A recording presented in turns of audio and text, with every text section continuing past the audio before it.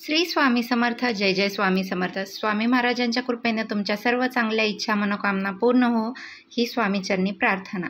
तर पितृपक्षातील समाप्ती ही सर्व पितृ अमावस्येला होते. ज्याची श्राद्ध तिथी आपल्याला माहीत नसते अशा सर्वांचे श्राद्धविधी सर्व पितृ अमावस्येला केले जातात. यंदा 2 ऑक्टोबर रोजी सर्व पितृ अमावस्या आहे. त्याच दिवशी भाद्रपद मासाची समाप्ती आणि सूर्यग्रहण देखील आहे. आजच्या या व्हिडिओमध्ये आपण सर्व पितृ अमावस्येला पितृदोष निवारणासाठी अत्यंत प्रभावी 32 असे उपाय पाहणार आहोत. तर व्हिडिओ स्किप न करता पूर्ण पहा आणि आवडल्यास लाईक, शेअर आणि सबस्क्राईब करायला विसरू नका. चला तर वेळ न घालवता व्हिडिओला सुरुवात करूया. ज्यांच्या पत्रिकेत पितृदोष सांगितला जातो अशा जातकांनी रोज नित्य नियमाने दही भात कावळ्याला आपल्या पितरांच्या नावाने ठेवावा. हा उपाय पितृपक्षात रोज करावा, पण पुढेही चालू ठेवलं तरी चालेल. म्हणजे तुम्ही पितृपक्ष सोडून कंटिन्यूमध्ये हे दही भात कावळ्याला ठेवलात तरीही चालेल. तर दुसरा उपाय, 1 तांब्याभर पाण्यामध्ये 1 चमचा दूध, 1 चमचा काळे तीळ टाकून हे मिश्रण दररोज सूर्यास्तापूर्वी पिंपळाला घालायचं आहे आणि 7 किंवा 7च्या पटीत प्रदक्षिणा घालाव्यात. 7, 14, 21 अशा प्रदक्षिणा घालायच्यात. आपल्या गेलेल्या पूर्वजांचे, उदाहरणार्थ आई वडील, आजी आजोबा, पणजोबा पणजी किंवा अन्य कोणी असेल तर त्यांच्या नावाने, तसेच आईच्या इकडचे तुमचे आई वडील, आजी आजोबा, तसेच पणजोबा पणजी यांचंही स्मरण करायचं आहे. तर प्रदक्षिणा झाल्यावर नमस्कार करायचा आहे आणि सर्व पितरांना समर्पयामी असं म्हणायचं आहे. म्हणजे तुम्ही ज्या कुठल्या प्रदक्षिणा घालताय, म्हणजे 7, 14, 21 जितक्या घालताय तितक्या सर्व ह्या पितरांना समर्पित करतो असं आपल्याला म्हणायचं आहे. 1 कणकेचा दिवा घ्यायचा. 1 कणकेचा दिवा करून घ्यायचा आहे आणि त्यात तिळाचे किंवा राईचे तेल घालून तो दिवा पिंपळाच्या झाडाखाली लावायचा आहे व आपल्याला पितरांना सद्गती, मोक्ष मिळावा यासाठी प्रार्थना करायची आहे. आणि हा उपाय फक्त रविवार सोडून इतर वाराला करावा. तसेच यापैकी कोणताही एक उपाय तुम्ही केल्यास 6 महिन्यात पितृदोष दूर होतो आणि परंतु पुढे देखील ही परंपरा चालू ठेवली यामुळे घरात अकस्मात मृत्यू किंवा संकट येणार नाही. तसंच वास्तुदोष, सर्पदोष, कुंडली दोष, आकस्मिक मृत्यू, आघुरव्याधी इत्यादी उद्भवणार नाही. तर यासाठी तुम्हाला हे सर्व उपाय कंटिन्यूमध्ये ठेवायचे आहेत. तर सूर्यास्तापूर्वी पूजेच्या ठिकाणी आणि मुख्य दरवाजावर आपल्याला पिठाचे दिवे करून त्यात तिळाचे तेल घालायचं आहे. हा दिवा दरवाजाजवळ लावला. ताटात मिठाई, फळे, तांदूळ आणि पिठाचा दिवा ठेवा. हे दिवे शिवमंदिरात देखील ठेवायला हवेत. यामुळे जीवनातील संकट, सर्व दुःख आणि संकटे दूर होतात. आज धर्मात पिंडदानाला फार महत्त्व आहे आणि काही कारणांनी जर तुम्ही पितरांचे पिंडदान केले नसेल तर अमावस्येला पिंडदान अवश्य करावे. यामुळे तुमच्या पितरांची अतृप्त आत्मा संतुष्ट होईल आणि काही कारणाने जर पितर तुमच्यावर नाराज असतील तर त्यांची नाराजी दूर होईल आणि त्यांना मोक्ष हा प्राप्त होईल. सर्व पितृ अमावस्येला तुम्ही भगवान शिव आणि माता पार्वतीची पूजा अवश्य करावी. यामुळे तुमच्यावर शिवकृपा राहील. या दिवशी भगवान शिव आणि माता पार्वतीला तुळस, कुंकू, शंख, नारळ आणि केतकीची फुलं अवश्य अर्पण करावीत. यामुळे भगवान शिवांची कृपा तुमच्यावर सदैव राहील.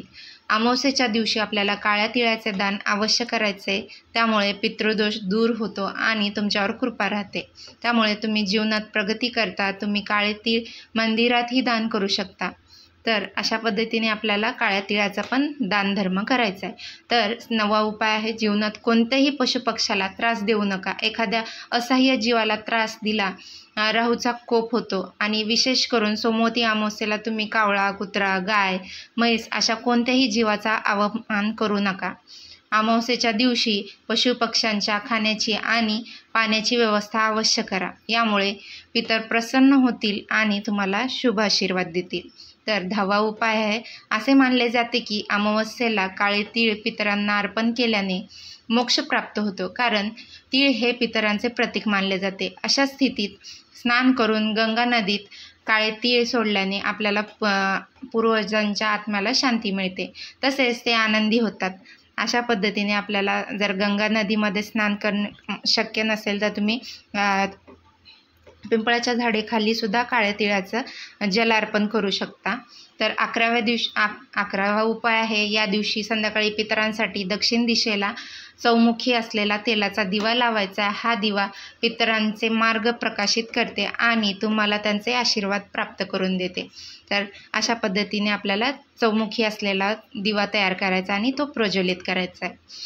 12वा उपाय आहे, ज्येष्ठ अमावस्येच्या दिवशी सुके नारळ नदीत किंवा वाहत्या पाण्यात प्रवाहित करावे। असे केल्याने तुम्ही कालसर्प दोषापासून देखील मुक्त होऊ शकता। तर कालसर्प दोष असणाऱ्यांनी अशा पद्धतीचा उपाय करायचा आहे। आणि 13वा उपाय आहे, धार्मिक मान्यतेनुसार सर्व पितरी अमावस्येच्या दिवशी पितरांची विशेष पूजा केली जाते। मात्र यावेळी नियमांचं पालन करणं, पितरांची पूजा केल्याने पितर आपल्या वंशजांना भरभरून आशीर्वाद देतात।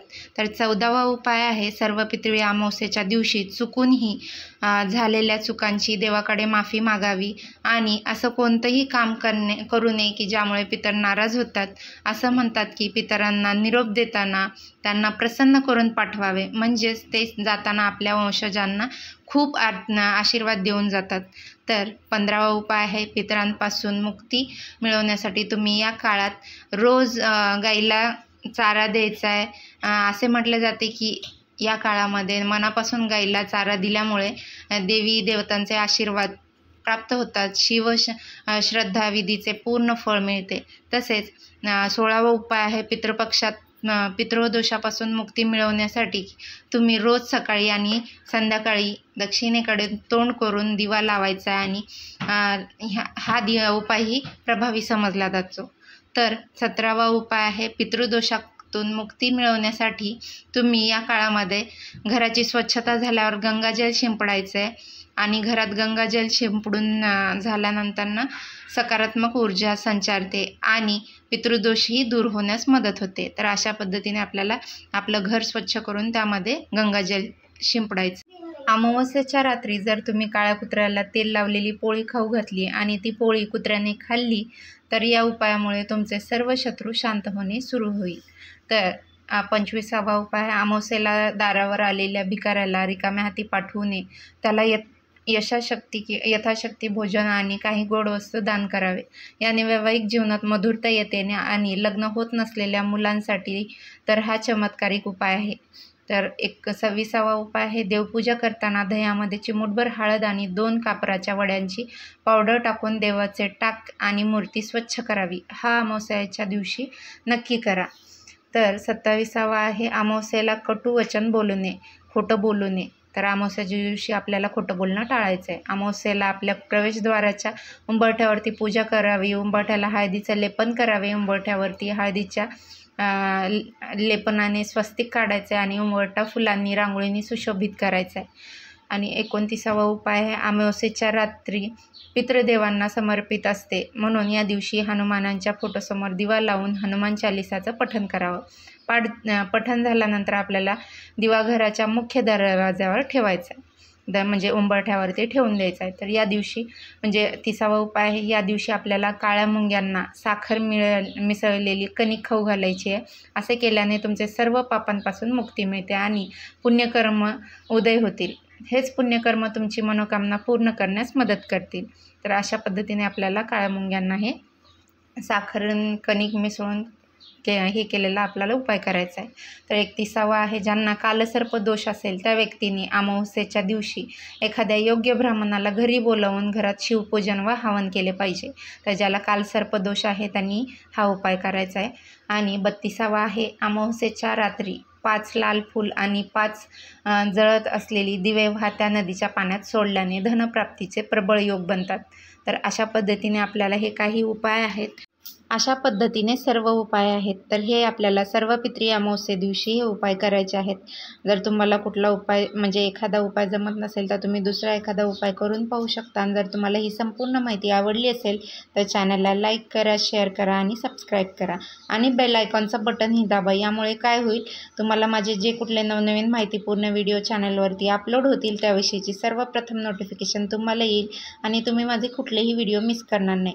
तर आपल्याला पितरांना संतुष्ट करण्यासाठी हे उपाय करा। सर्वांना आवडला असेल तर लाईक, शेअर आणि सबस्क्राईब। श्री स्वामी समर्थ।